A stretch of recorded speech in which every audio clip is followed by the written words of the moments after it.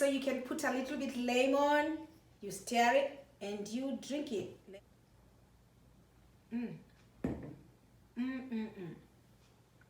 It's very good. Like I said, it's very healthy. It's good for your heart. It's good for your blood pressure. If you're having issues with low iron, this is the deal.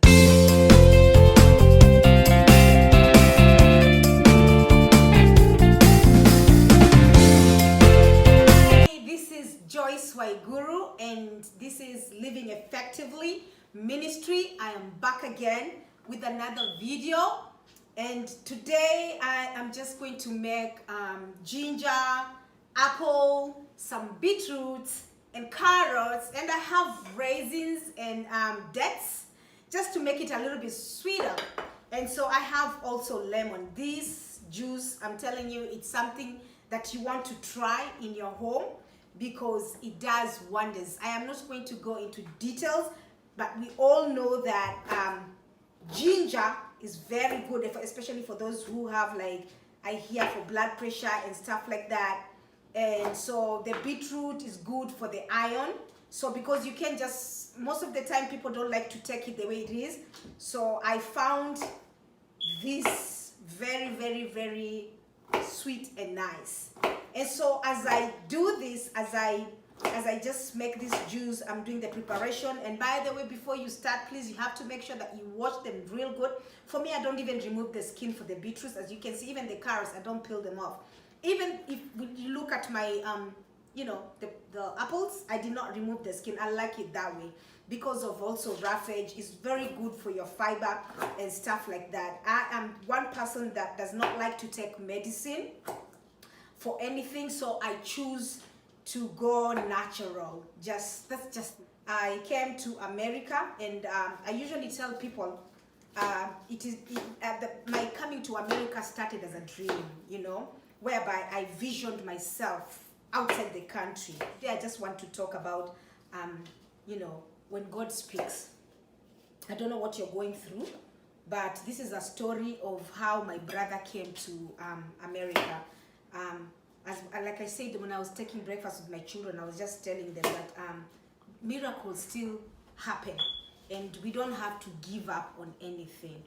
So the story begins like this. I had tried for a long time, my brother, to come to America, and every time he went to the embassy, he was denied. The first time I didn't feel anything. I took it easy. The second time, I was like, what is going on? Will I ever get this boy here? I didn't take it so hard. But then these beetroots can make your hands like real red. So some people would like to wear gloves when they're cutting, but I don't mind. So I just carry it the way it is. So anyway, the third time, I hope you're listening to me, he was denied the visa again. And then the fifth time, the consular wrote to me a letter and gave me some really valid reasons. I believe there were three of why he can never get a visa and I should stop wasting my time.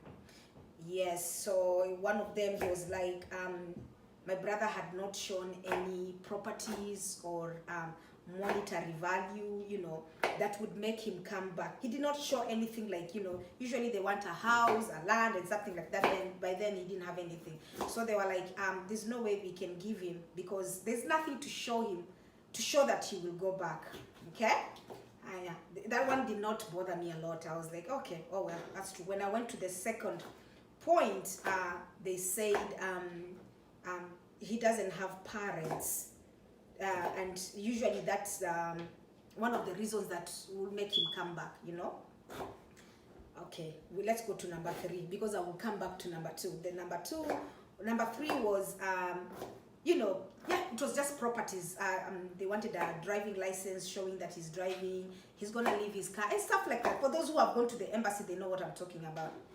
But let me tell you, when I read the second point, that is what made me cry, because this is a situation that I did not bring to myself. We didn't bring to self. Nobody chooses to lose their parents.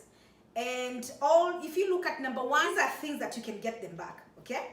But when someone dies, there's no way you can get them. So I was like, so are they expecting me to go, you know, get my mom from the grave?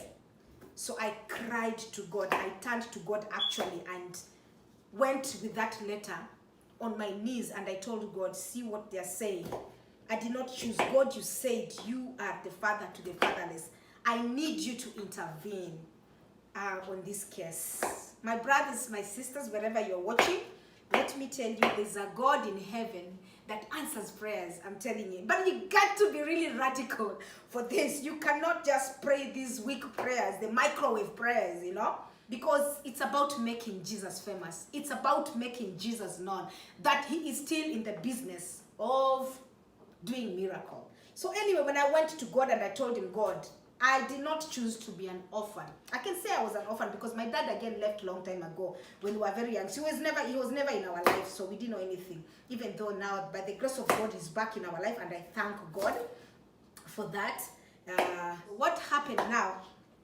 When I cried, it's called the heartfelt prayer. I cried with all my heart, my soul. I remember that day I cried until I could not cry. You know that cry of until you hold your stomach. I'm like, God, I made a covenant with you that when I come to America, I will have to bring my family here. But there I'm still cutting beetroot. This is very good and very healthy. And so that night, the Lord spoke to me through verse 5, that's John chapter 5, from verse 1. It's a long verse from verse 1 to 9. So, and this is what it says. You can go with me, John chapter 5, from verse, I believe, 1 to 9. And it says, sometime later, Jesus went up to Jerusalem for one of the Jewish festivals. Now, there is in Jerusalem near the sheep gate a pool, which in Aramaic it called Bethsaida, and which is surrounded by 5 covered colonnades. Here a great number of disabled people used to lie in the blind and the lame and the paralyzed. And then we go to verse 4. It says, one who was there had been an invalid for 38 years.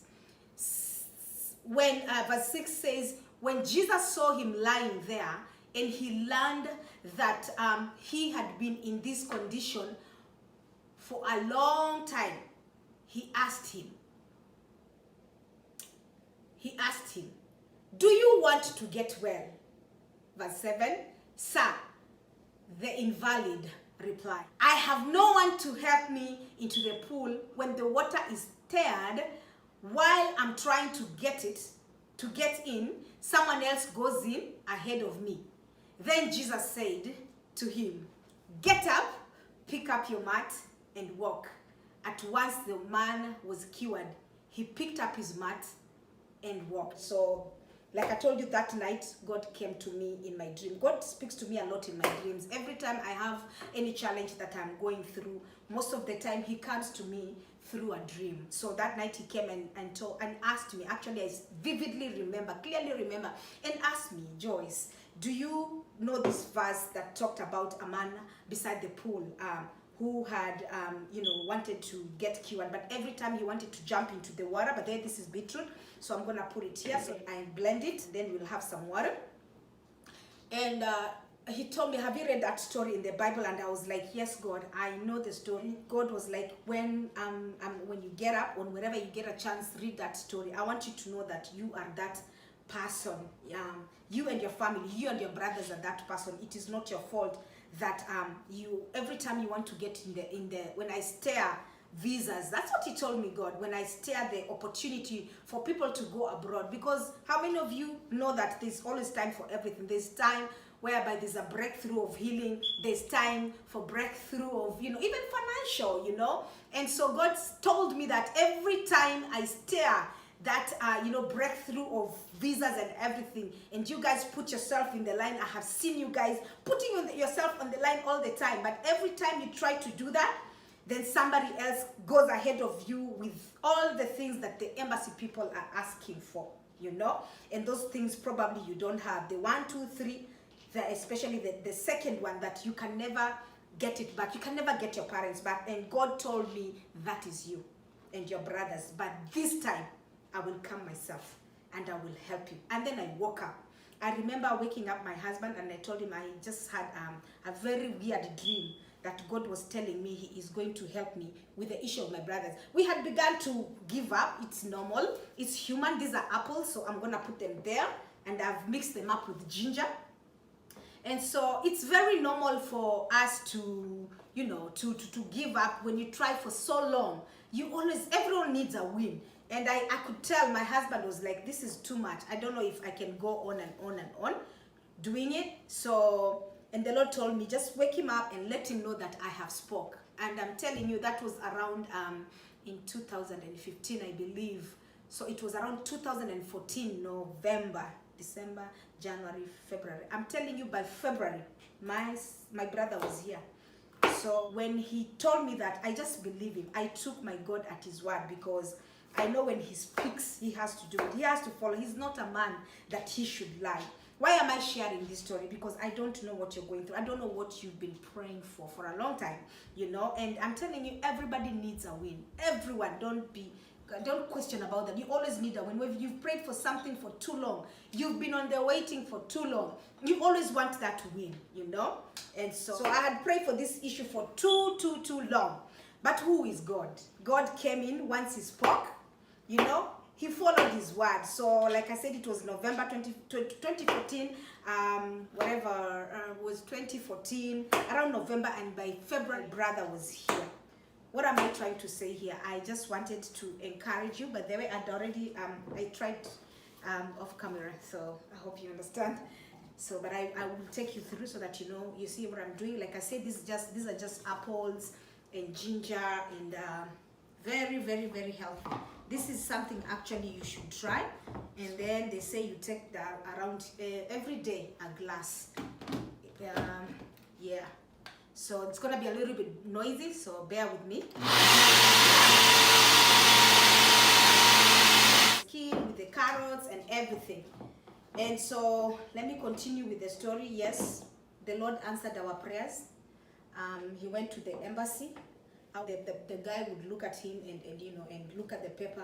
But I'm telling you, when God has put a mark on you, nobody can say. When Jesus say yes, nobody can say no. And so when he was going to the visa, of course, he called me and he told me I'm going. He wanted to refuse, you know. He was so scared. I remember he's telling me, and then I told him, he began to tell me that he's sick, he cannot go. I told him, even if you go through the wheelchair, because I already knew that God had told me this time round he's gonna do it himself. But my brother was a little bit, you know, when you're denied so many times, sometimes it's normal to feel that way. By the way, it's normal. I don't care how saved you are. I don't care. Sometimes it's normal. We are human beings. And so my goodness, let me tell you, my brothers and sisters, he goes to the embassy, and I remember him calling. I remember when he was given that visa, first of all, I think he ran out because of joy. And he went somewhere. I'm thinking, he's calling me, and I'm telling you, please get out of that place. Don't start drama. Don't do anything. He's like, sis, I'm not even close to there. I had to go out. And then he was crying, and he told me, sis, I will say it in my language. Nimepewa. And he was crying. Wamenipatia visa. Imagine wamenipatia visa. It was such a joy. I am talking, this video again is not for everybody. I'm talking to that person that maybe you've tried to come to America for a long time. I just wanted to encourage you and tell you, there's a God in heaven that answers prayers. And all you need to do is just to believe in God.